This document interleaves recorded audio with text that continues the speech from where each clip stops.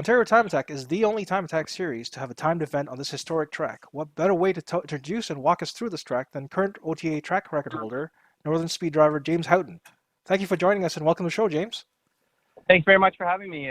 Great to go back and kind of relive that memory from that awesome event last year.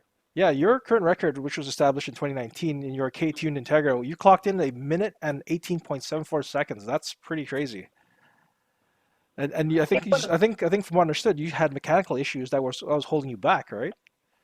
Yeah, we were dealing with some new traction control settings that we were kind of battling through, and then we had excessive heat that was doing a bit of damage to the underbody that day. So we definitely had our issues for a one-day only event. It's always, when you go to a one-day event, you always hope to have it as smooth of a day as possible. Right. Well, hopefully you can come back as when we resume our operations and then beat that time. That'd be great to see you come back. Yeah, definitely. All right. So why don't we just walk through our audience on a turn-by-turn playthrough of a hot lap at that CTMP, starting from the front straight. So we're heading into turn one. Most people tell me there's a drop in the pavement before the turn starts. How do you handle this turn?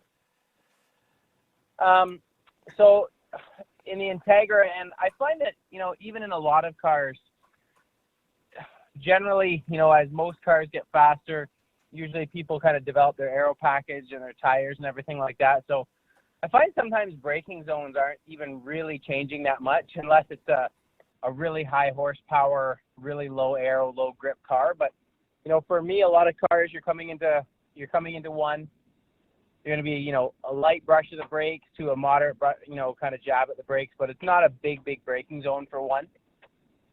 And, you're really just trying to get back on the throttle as quick as you can, because turn one is definitely a corner where I think a lot of people leave a lot of time, and there is a lot of speed to be had through turn one.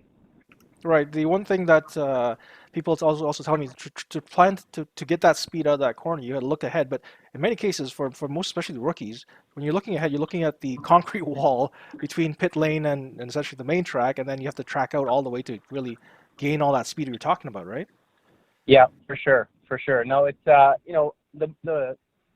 more I drive, the more I realize where you're looking is so important. Not just for hitting your mark, but even for hitting your apex and your exits and everything like that. But it's if you're always looking ahead, you're going to tend to get back to the gas a lot sooner. If you're keeping your eyes down and looking kind of at the apex of the corner when you're at the apex of the corner, there's a good chance that you won't be back to throttle already. So the further up you can keep your eyes, the more you're realizing, oh, the exit of the corner is right there. I'm going to pick up the throttle and really try to find that exit speed. That's awesome advice. Thanks. So now we're coming out of turn one, going into turn two, Clayton Corner.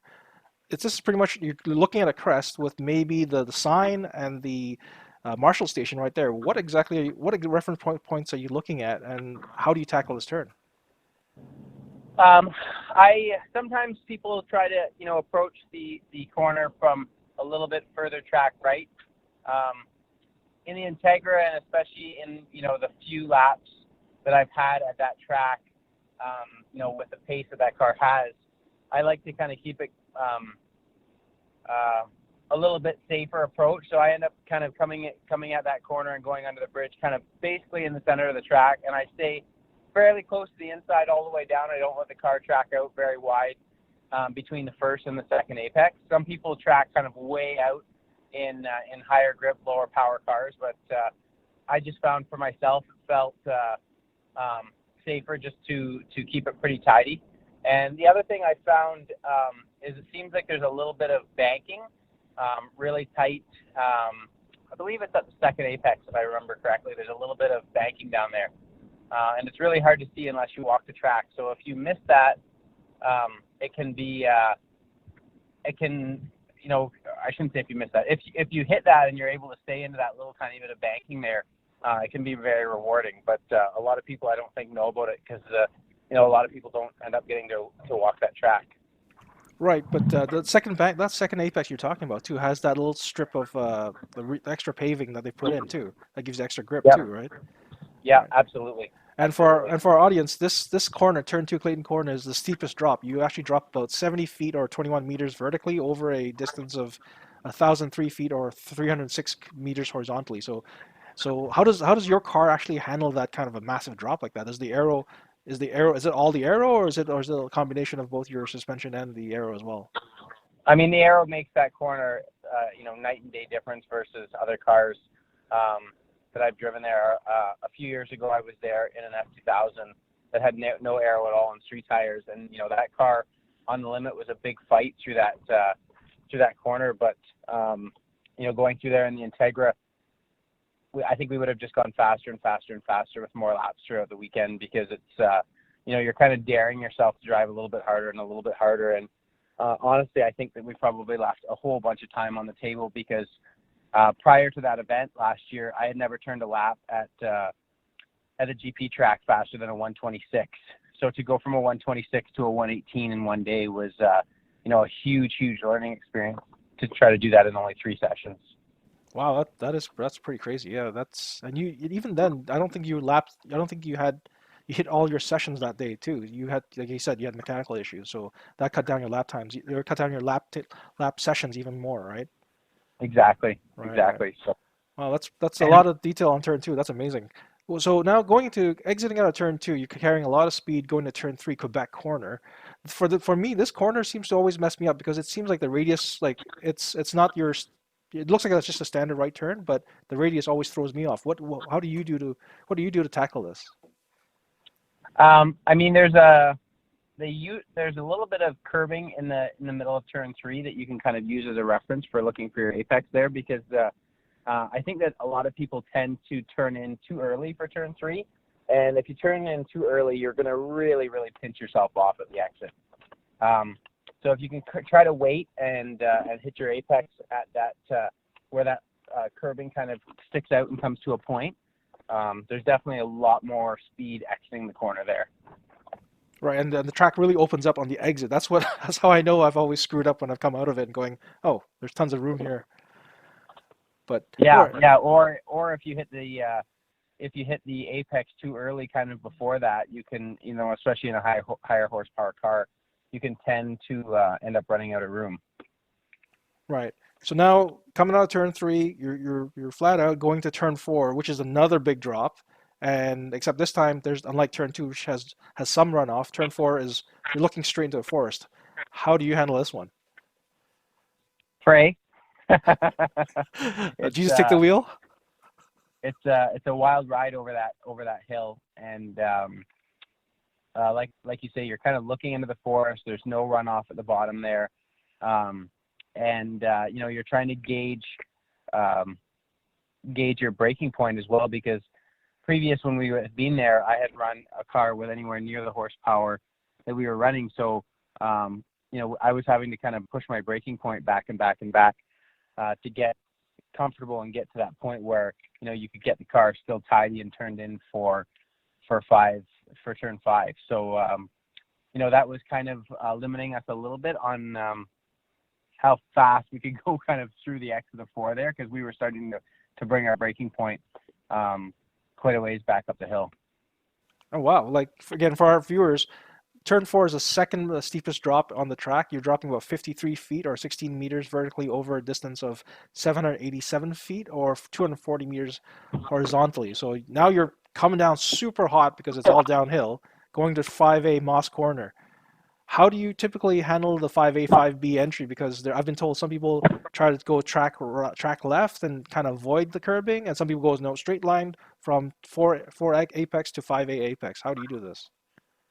At the speed that we were turning, going through turn 4, the car ends up basically forced to the exit of 4. So we end up not getting that far back over again for turn 5. Because you would be, you'd have to be like aggressively getting the car turned to get back over to the other side of the track again. So I end up kind of approaching the corner from the middle of the. Hang on 1 second, sorry. Okay, I'm just gonna finish this up out here and then I'll come inside. I'll just start. So coming down through turn 4. the car is actually forced to the exit of the corner, to track right of the corner, kind of even if you don't want it to be, just because of the amount of speed the car is carrying down there. So to get the car to track left again to approach turn 5 would be kind of an unsettling move for the for the car and for the stability of it. So we end up kind of approaching 5 probably mid-track. In a perfect world, you probably want to be more track left, but just the way the car was working and the way I guess I was dealing with everything that way, we ended up maybe not getting as far back over to the left as possible. But it's such a funny track. There's so many tracks that I've driven over the years that are so black and white with the lines you need to take, and over the years I've experienced and learned there's so many different ways you can drive that track, and there's not always a right or wrong way. Sometimes the fastest way is just whatever way you can be the most comfortable and carry the most speed. Right. Okay. Now going into 5C, which is the sharp 90-degree hard right turn, how do you tackle that one? Do you just simply just take it the textbook approach, and is there only really one way, or like you said, multiple ways to do this? I think again, this it depends again, your car and how you can get back into the throttle. With the Integra, we're looking, especially leaving low speed corners. The straighter we can get the car, the better we can apply power. But and that's in any car, but it's a huge difference in a front wheel drive car with being able to get the front wheels straighter. So I'm going really wide, approaching 5C, as far track left as I can get, and I'm trying to get the car pitched and rotated really fast, because I kind of want to be basically straight already by the apex. I don't want to be have much steering angle in it anymore by then, because we want to be able to put as much power as we can to go up the back straight, because you're going to see speeds of like 250 to 260 kilometers an hour up the back straight. So with that, you definitely want to maximize that exit as much as possible. Right, and like you said, like going up the back straight, which is the Mario Andretti straightaway, and even then the track's not perfectly flat going uphill. You're looking at various bumps along the way, right? Exactly. So I know in some rear wheel drive cars, some of those bumps can even upset the cars a little bit. Luckily, with our chassis, kind of once we get over 120 or 140 kilometers an hour, traction isn't that much of an issue anymore. And being a front wheel drive car, even if it did unload the tires a little bit, it wouldn't be that big of a deal. But definitely to keep your momentum and keep your comfort level as high as possible, you still want to make sure you choose the correct line going up the back straight to straighten it out as much as possible, because Right. can be kind of blind, and you don't want to be kind of caught out not knowing where you are back there. Right. Now you're coming up with all that speed, like you said, up to 260 kilometers an hour going in. Now for turn 8, how do you handle that one? Because every time I've driven turn 8, it always scares me, because it looks like a fairly simple right-hander, high speed, but it just feels so unsettling to go through that at such a high speed. I think that corner is funny because it feels like you can't go through there as fast as you can. But that corner has a tremendous amount of grip. And again, especially since the repave, I was just daring myself to drive in there harder and harder. I think some people with the braking point, they need to kind of make a decision if they're going to brake on the uphill approaching the bridge, or wait until kind of after the bump, because if you're braking over the bump, it can kind of upset the ABS and stuff like that in the car that has it. So you definitely want to either do your braking up the hill approaching the bridge, or at least start your braking there, or get all the way up and over it, up onto the flat past the little bump there. And then you really are if you wait until that point, you're going to really have to attack the brakes hard to get the car slowed down there. Right, now for turn 8, do you, with a high power, high speed car, would you be treating it as a single or double apex? Because there are two different candy cane curves, right? Yeah, for myself, I just treat it as a simple apex, and I actually approach it somewhat similar to 2 in the approach, kind of approaching it not all the way, not super far over to the left, just it was a confidence thing for me. You know, I didn't want to be approaching it at that highest speed, you know, really close to the grass in case you get a little wiggle or something like that. So I was taking the safe path through there again, and you know, kind of just spending most of the corner in the mid track and waiting until almost the beginning of turn 9 to apex it. If you know, I don't know if you want to consider that really the apex, but before, you know, it was that long before I got to the inside of the track. Right. So now you finished turn 8, you're heading into turn 9, the S's. How do you tackle that one? Because that's like that. There's a slight dip to the left as well, right? It's not a perfectly flat turn. No. And definitely at that speed in the Integra, you're really loaded on the bump stops at that point. So you really feel that bump more so than you would in a car that's, you know, has a more kind of natural suspension feeling. So you just kind of have to commit and know that, you know, it might move a little bit as you go over that bump. But, you know, if you're committed and you're back to the throttle already, even if it does give a little bit of a wiggle or something like that, you should be okay.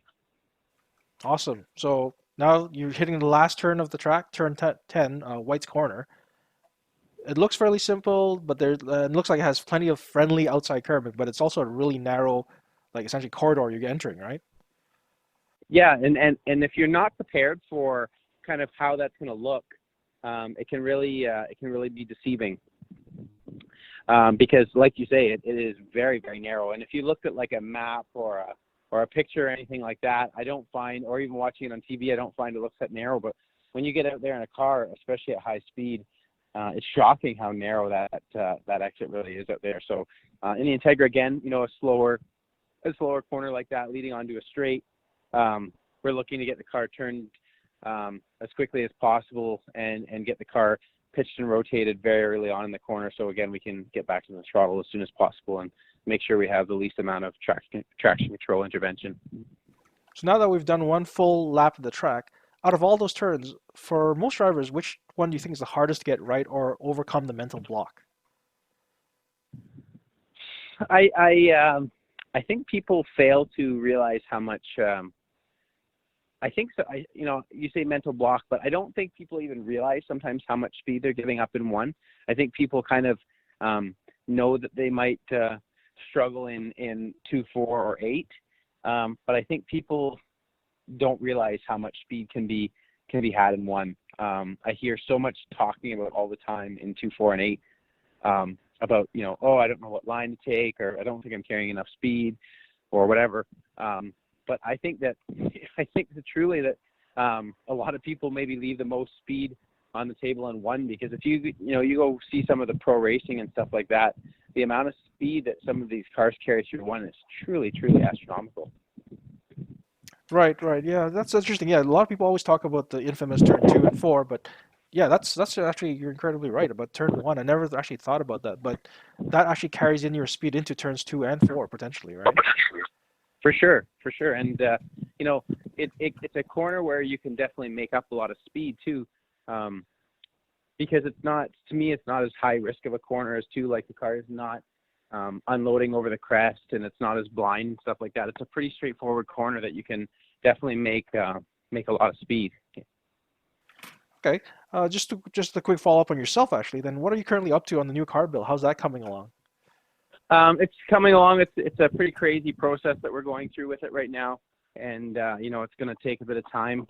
The new owners, the guys at Northern Speed, have some great plans that I kind of always dreamt of doing, but didn't necessarily have the means to complete. So after having the same kind of origins of the roll cage that were in the car since 2013, and we had just kind of built on them 3 different times, the car really needed to just have, you know, kind of a clean slate, start from scratch. So the car is on a rotisserie. The whole thing's been sandblasted. The whole roll cage has been cut out, and we've just been basically starting from scratch. And in most of the time attack rules, you're allowed to cut the roof 3 inches lower if you're running in the unlimited class. So we've decided to take advantage of that rule.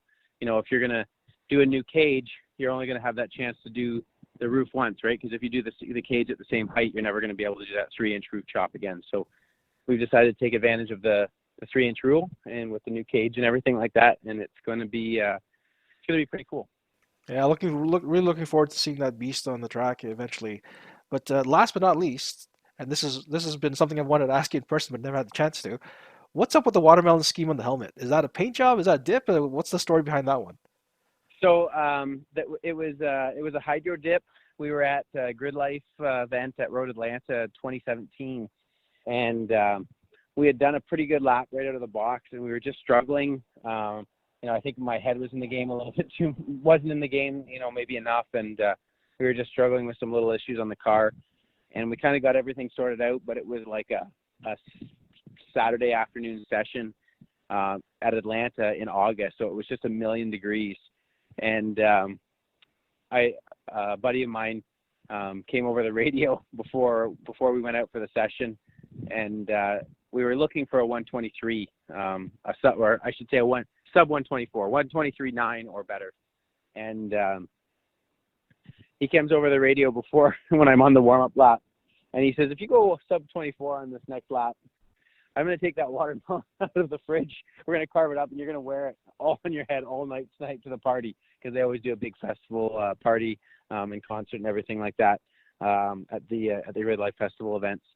And I don't know how we did it. We were struggling all day, and it was like, it must have been 100 degrees Fahrenheit out. It was just crazy hot. Now, I don't think anyone improved their lap in that session, and just because the car was kind of together, and I think that I didn't put as much pressure on myself because I had no expectations because it was so hot out.